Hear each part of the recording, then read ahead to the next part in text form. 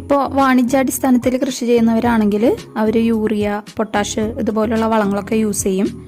നമുക്ക് സാധാരണ നമ്മുടെ ചെടികൾക്ക് കൊടുക്കുന്ന ചാണകപ്പൊടി, കമ്പോസ്റ്റ് ഇതുപോലുള്ള വളങ്ങളൊക്കെ കൊടുത്താൽ മതി. നമ്മളിങ്ങനെ പോട്ടി മിക്സിലേക്ക് മാറ്റി നട്ട തൈകളുണ്ടല്ലോ, അത് ഏകദേശം ഒരു മാസം പ്രായം ആവാറാവുമ്പോഴേക്കും നമ്മളൊരു കാര്യം ചെയ്തു കൊടുക്കണം.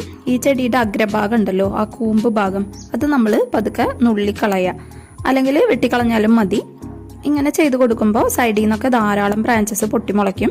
ഇതിലൊക്കെ നിറഞ്ഞ് പൂക്കൾ വിരിയുന്ന സമയത്ത് കാണാനായിട്ട് നല്ല ഭംഗിയായിരിക്കും. അതുപോലെ ചെടി ഒരുപാട് പൊക്കം വെച്ച് പോവാതിരിക്കാനായിട്ടും ഇത് സഹായിക്കും. ഒരു 2 മാസമൊക്കെ കഴിയുമ്പോഴേക്കും ഇതിൽ പൂക്കൾ വിരിയാനായിട്ട് തുടങ്ങും. ഇതിൻ്റെ ഇടയിൽ നമുക്ക് വളമായിട്ട് കുറച്ച് കമ്പോസ്റ്റോ ചാണകപ്പൊടിയൊക്കെ ഇട്ട് കൊടുക്കാം. പക്ഷേ ഒരിക്കലും കൂടിയ അളവിൽ ഇട്ട് കൊടുക്കരുത്. എന്താണെന്ന് വെച്ചാൽ ചാണകപ്പൊടിയിലും കമ്പോസ്റ്റിലൊക്കെ